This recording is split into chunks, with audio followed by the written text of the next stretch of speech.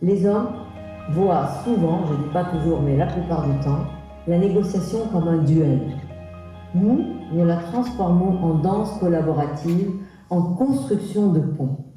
On nous a raconté les guerres, les conquêtes, les empires. Mais qui a raconté les femmes qui maintenaient la paix pendant que les hommes faisaient la guerre? Beaucoup d'inspiration, on se reconnaît les unes dans les autres dans des parcours, même si ce n'est pas les mêmes, on reconnaît les expériences.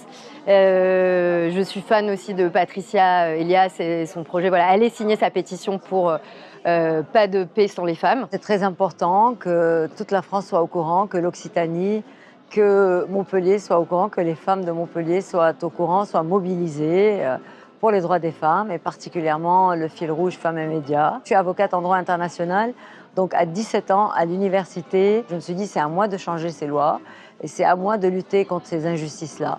Et depuis, j'ai toujours lutté pour les injustices. J'ai construit un orphelinat au Cameroun, travaillé avec les enfants des rues au Gabon et travaillé avec les Nations Unies pour avoir une convention internationale contre les violences faites aux femmes.